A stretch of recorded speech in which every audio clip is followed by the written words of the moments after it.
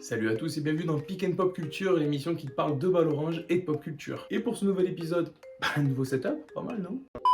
Pour ce troisième épisode, et une fois n'est pas coutume, on va s'attarder sur un manga cultissime.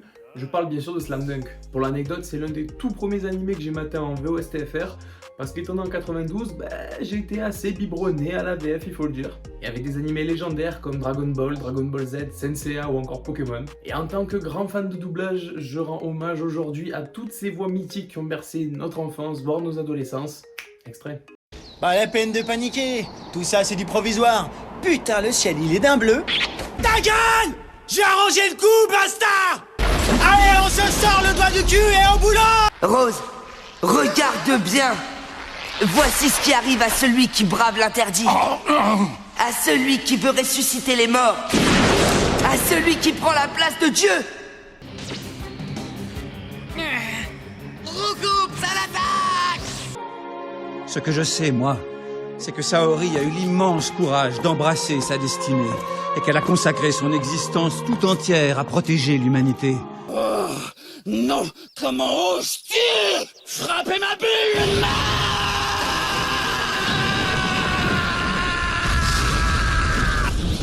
Tu vas me le payer!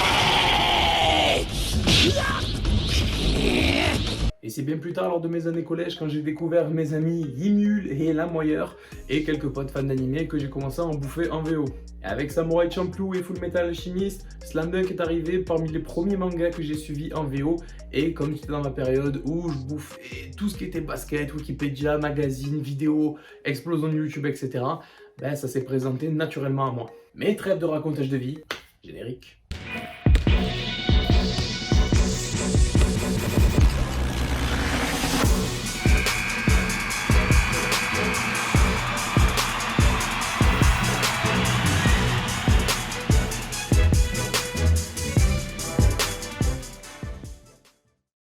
Slam Dunk ou Slam Dunk en japonais est un manga de Takehiko Inoue qui, comme son nom l'indique, parle de basketball. Bah logique, ça allait pas parler de ping-pong. Il a été prépublié dans le Weekly Shonen Jump de la Shueisha entre 90 et 96 pour un total de 31 tomes. La version française est éditée en intégralité par Kana. Le manga a été par la suite adapté en animé de 101 épisodes réalisé par la Toei Animation entre octobre 1993 et mars 1996. 4 films d'animation sont également sortis entre 1994 et 1995. Et un nouveau film est prévu pour cette année 2022, mais j'y reviendrai plus tard. Avec 170 millions de copies vendues dans le monde, Slam Dunk est l'un des mangas les plus vendus de tous les temps, et bien que globalement sous-coté, il fait indéniablement partie des mastodontes du manga game, puisque devant lui, en termes de vente, il n'y a que du lourd. Doraemon avec 170 millions de ventes, Naruto et Détective Conan avec 250 millions de ventes, Dragon Ball avec 260 millions de ventes. Golgo 13 avec 300 millions de ventes. Ouais bon là je dois avouer je connais pas du tout. Et en numéro 1, One Piece avec 490 millions de ventes. Et le manga est pas terminé en plus.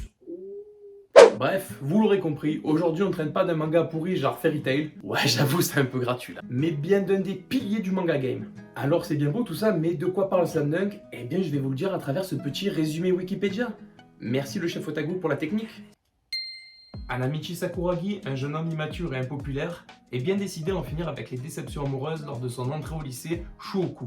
Il y rencontre alors Haruko Akagi, une fille dont il tombe amoureux. Suivant ses conseils et pour lui faire plaisir, il décide de jouer au basketball et d'intégrer le club du lycée. Lors d'une altercation avec le capitaine de l'équipe de basketball, Anamichi se voit contraint de le défier en 1v1. Au basket bien entendu, on n'est pas dans Baki ici. Quoique ce grand malade essaie quand même de prendre le ballon en faisant un tacle glissé. On bat les couilles. Sakuragi finit par gagner et apprend que le capitaine n'est autre que le grand frère d'Haruko, Takenori Akagi. Malgré certaines réticences, ce dernier le laisse finalement intégrer l'équipe de basket. Malheureusement pour Anamichi, le garçon dont est amoureuse Haruko, Kaede Rukawa, idole de toutes les filles et joueur de première année, le plus talentueux du département, y est aussi. Les deux rivaux vont devoir ainsi jouer dans la même équipe. Sakuragi se met alors à réellement aimer le basket et après de nombreuses péripéties, Rukawa, Akagi et Sakuragi se lancent à la conquête du titre national. Ils sont rejoints plus tard par Mitsui Hisashi, qui était MVP au collège, et Ryota Miyagi, arrière à la rapidité et dextérité exceptionnelle, connaissant les mêmes déboires amoureux que Sakuragi. Le 5 majeur de Shuoku est ainsi formé, accompagné de leur entraîneur Anzai. Ils vont devoir battre tous leurs adversaires jusqu'au titre national. Voilà en gros de quoi ça s'agit. Mais pourquoi parler de manga dans une émission basket et pop culture? Eh bien je m'en vais vous l'expliquer. Slam Dunk semble être au premier abord un manga de sport type shonen classique. Pour les non-initiés, le shonen est un sous-genre du manga destiné aux jeunes adolescents de sexe masculin. Mais Slam Dunk c'est bien plus que ça, car c'est tout simplement l'un des premiers shonen sportifs, avec Captain Tsubasa, Olivier Thorne en version française, et Hajime no Ippo, que je vous conseille bien fort si vous aimez la boxe au passage, tel qu'on les connaît aujourd'hui.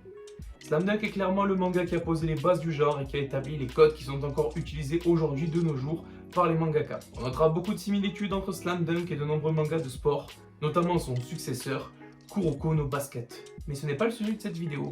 En tout cas pas de celle-ci.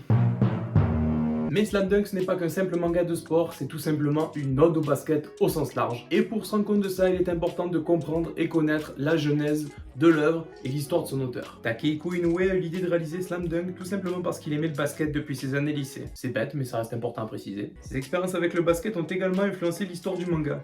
Dans sa jeunesse, Inoue a commencé à jouer au basket pour être populaire auprès des filles, mais il s'est ensuite intéressé au sport en lui-même. Cela se reflète dans le héros de l'œuvre, Hanamichi Sakuragi, qui commence à jouer au basket pour être populaire auprès de la fille qu'il aime, avant de devenir véritablement passionné par ce sport. Après avoir commencé l'écriture de Slam Dunk, Inoue a été surpris de recevoir des lettres de lecteurs qui disaient avoir commencé à pratiquer ce sport grâce au manga, alors que son éditeur lui a pourtant dit, et je cite, que le basket était un tabou dans ce monde. Frère, je veux bien que le manga il ait commencé en 90 et que tout ce qui a fait populariser le basket dans le monde ne soit arrivé que 2 ans plus tard, mais quand à la même période tu as des Jordan, Magic, Bird ou Barkley qui évoluent dans la même ligue, je pense qu'on n'a pas trop la même vision du mot tabou. Surtout que 7 ans après sortait Step Up Love Story en manga. Alors le tabou, mon cul sur la commode. Faites pas genre, il y en a au moins un d'entre vous qui a eu ce manga entre les mains, on se sait. La belle époque d'avant internet. Et bref, je m'égare, revenons à nos lettres de lecteurs. En raison de ces dernières, Inoue a décidé qu'il voulait dessiner de meilleurs matchs de basket, que ce soit sur la forme avec l'aspect purement basket et les actions qui en découlent, mais également sur le fond. L'auteur voulait montrer les sentiments des joueurs et de leur environnement, comme leurs pensées lorsqu'ils gagnent, perdent ou s'améliorent dans le sport. Ce qui rajoute un côté assez introspectif à l'aspect sportif initial de l'œuvre. Suite au succès de Slam Dunk étant très redevable envers le basket, Inoue a carrément mis en place une bourse d'études dédiée aux étudiants japonais. La bourse d'études Slam Dunk permet de rendre l'appareil à ce sport qu'il a tant aimé et permet également de populariser encore plus le basket au Japon. C'est dire à quel point le mec est amoureux de son sport. Et cet amour se ressent tout au long de l'œuvre en général, mais aussi au travers de ses personnages. Dans l'anime, il y a de nombreux moments où le récit prend le temps d'expliquer la base de ce sport, à travers des phases d'entraînement, des passages comiques, ou plus simplement au milieu d'un épisode, avec la mise en lumière d'une règle par exemple. Et si vous attendez à de l'animation type Dragon Ball Z ou plus récemment Kuroko, bah c'est pas tout à fait ça. L'animation est de très bonne qualité pour l'époque, mais les phases de basket sont réalistes. Je mets des guillemets parce que c'est plus dans les scénarios des matchs et des à côté que ça l'est moins, mais vous attendez pas à des dunks, des 3 points ou à des défenseurs qui lisent dans l'esprit des adversaires parce qu'ils ont l'œil du chakra millénaire originel, ultra instinct, maudit, tout ça. Là, il y a du basket, du skills et des fondamentaux, avec du pick and roll, de la protection de rebond ou encore des switches défensifs. Quant au personnage, il y a un hommage non dissimulé au joueur NBA de l'époque. Rukawa porte les mêmes accessoires et a la même fin de scorer que Jordan, tandis qu'Hanamichi, avec ses cheveux rouges, son numéro 10 et son goût exacerbé pour la défense et les rebonds, c'est tout simplement une version moins trash de Dennis Rodman. Et encore heureux, j'ai envie de vous dire, sinon ça tournerait vite à l'hentai cette histoire. Et je parle même pas de la tenue du lycée Shohoku, qui est un copier-coller de la tenue traditionnelle des Chicago Bulls, ou encore de celle de Kainan qui est un hommage aux Los Angeles Lakers et de Shoyo aux Boston Celtics.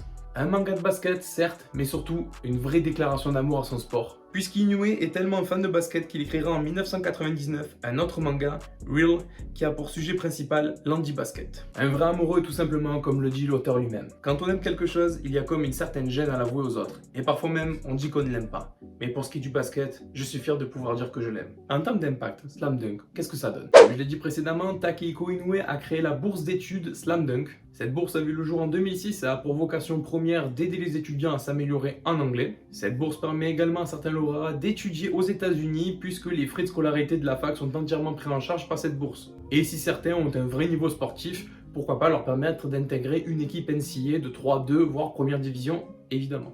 En 2005, la chaîne de télévision Asahi a publié son top 100 animé qui a été voté par les téléspectateurs japonais et Slam Dunk a réussi à se hisser dans le top 10, battant d'autres poids lourds du genre comme Sailor Moon ou même Pokémon. Et pendant cette saloperie de crise du coronavirus, il ne vous a pas échappé que la NBA était à l'arrêt pendant quelques mois.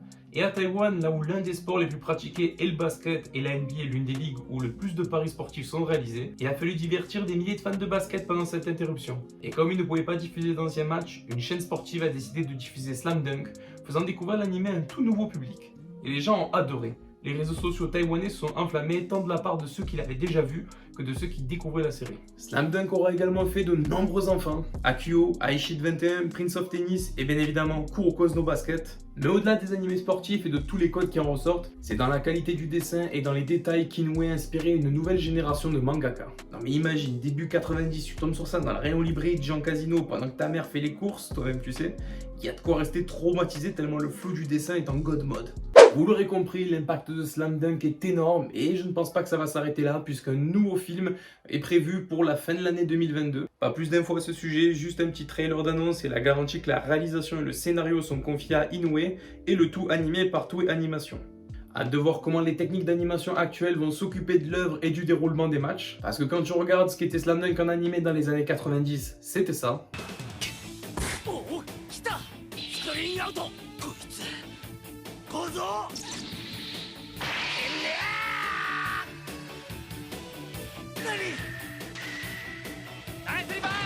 Et quand tu regardes ce qui se fait récemment, c'est ça.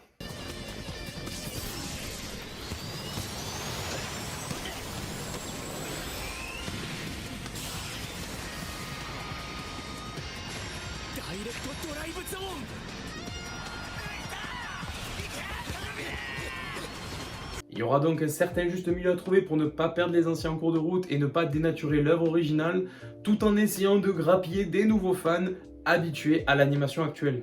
Un sacré pari à venir du coup pour le nouveau film Slam Dunk prévu en automne 2022. Voilà, c'est la fin de cet épisode sur Slam Dunk et de ce pick and pop culture. J'espère que ça vous a plu et que ça vous a surtout donné envie de découvrir ou de redécouvrir l'œuvre qui est Slam Dunk.